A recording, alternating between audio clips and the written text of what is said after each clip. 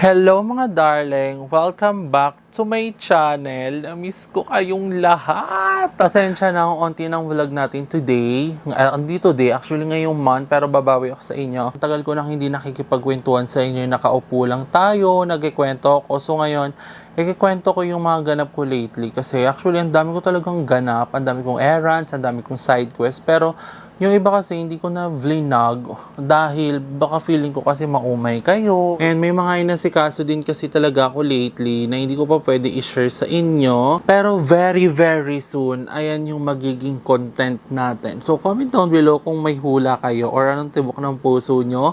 Dahil, ayan, I'm super excited and hopefully, and maging successful tong nilalakad ko. And kung makikita nyo naman sa color ko guys, no? Ang puti po nandito ko at ang itim nandito ko. Pati yung dito ko, may tan lines ako dyan dahil nagdagat kami, nag-ilog kami.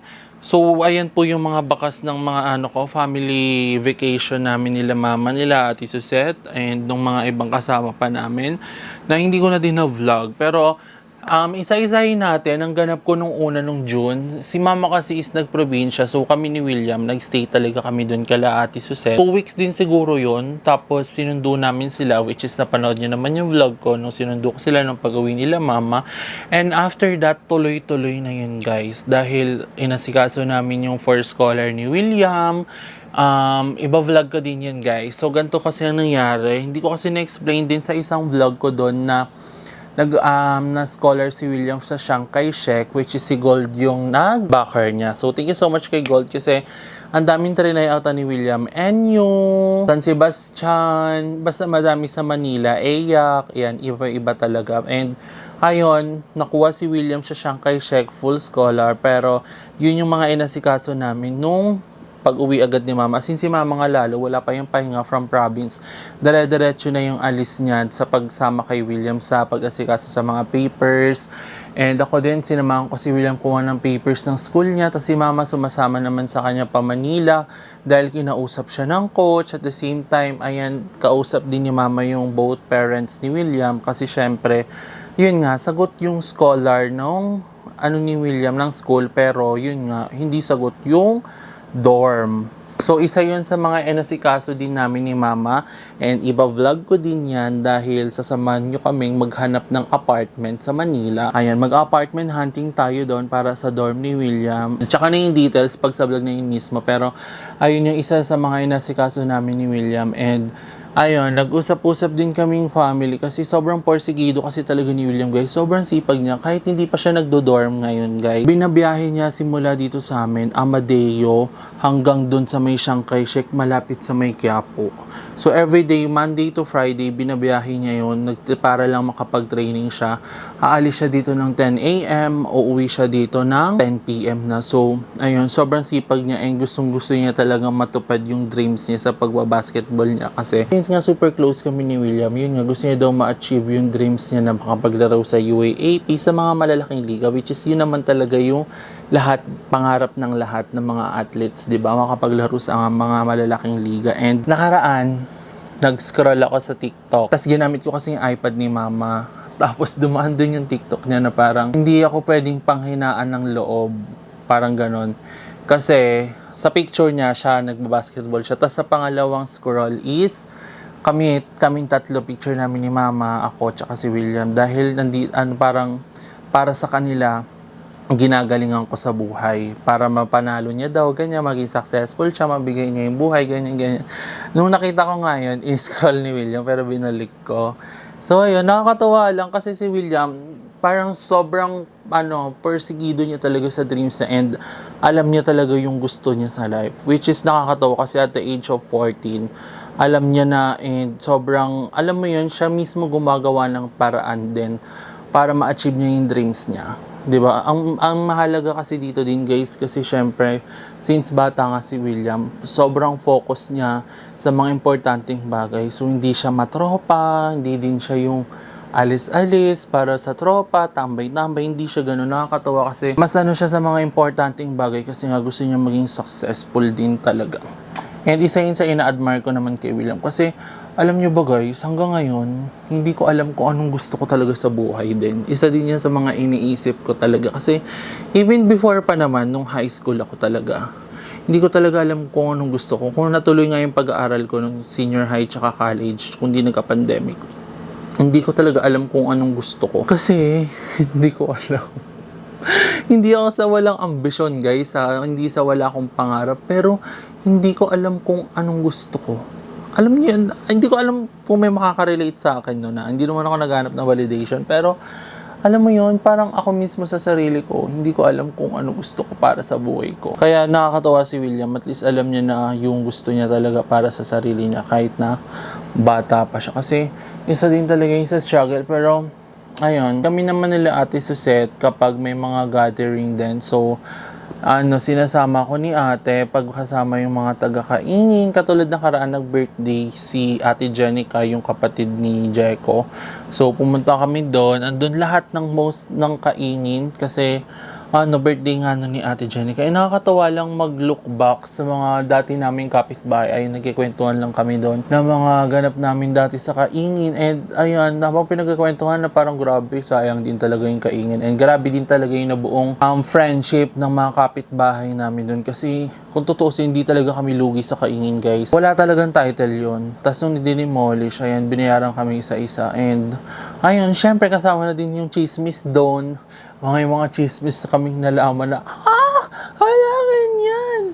So, ayun. And next na ganap naman namin is, ayun, nag-ilog kami, pumunta kami ng Batangas. Sobrang spontaneous lahat din ng alis namin, guys. Like, magugulat na lang kami, may alis pala kami kinabukasan, ganyan. So, nung nakaraan, nag-Batangas kami, pumunta kami doon sa bahay nila Ate Weng. Alam niyo naman yan, napanood niyo na yan for sure. Kung di niyo pa napanood, panoorin niyo yung last vlog ko, guys. Ang saya din no, nag-ilog kami.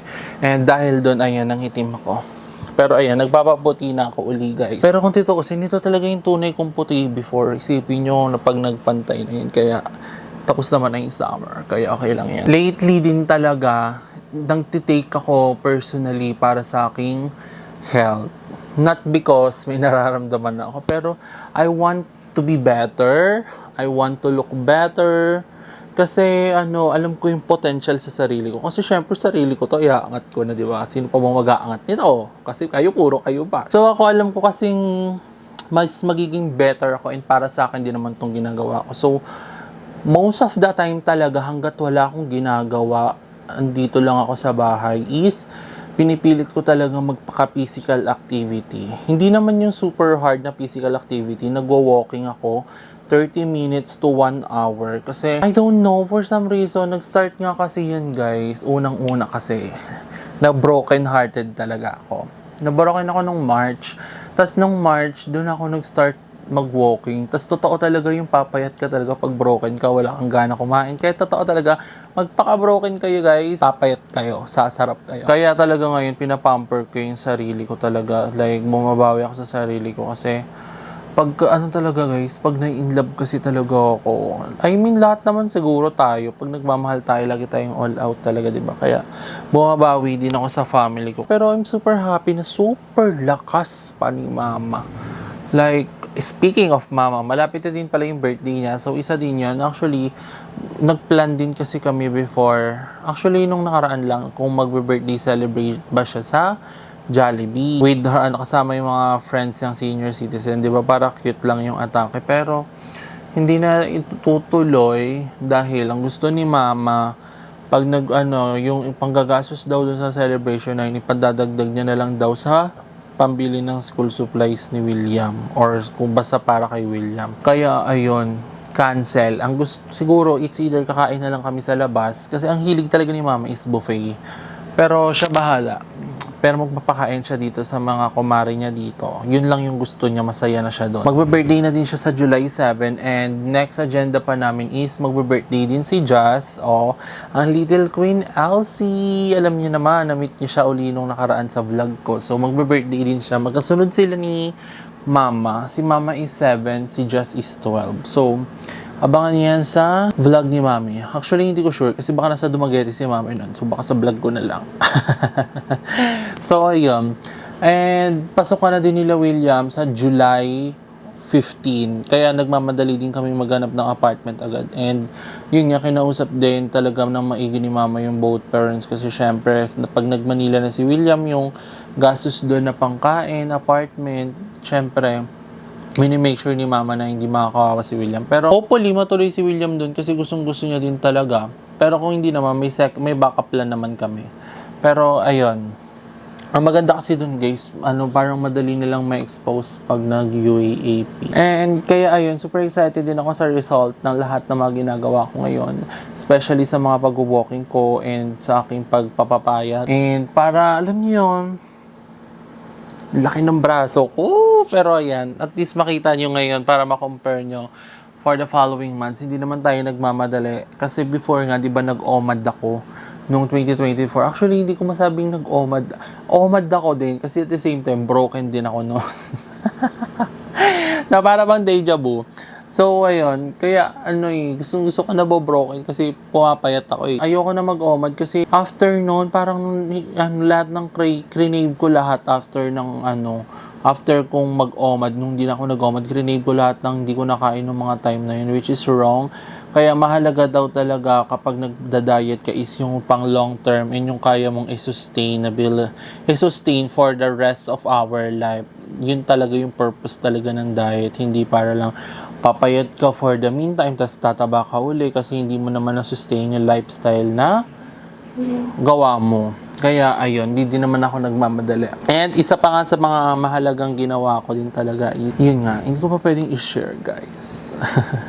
Pero I think, i-announce ko to by July. Yes, kasi ASAP dapat siya. ASAP, as soon as possible dapat makapag-action na tayo. Pero kaya ngayon, din talaga ako, dinadahan-dahan ko muna kasi for sure, sa mga susunod na buwan, ito na naman tayo sa bakbakan. And I'm super excited din mag-vlog kasi magbe-burr months na. Like, grabe.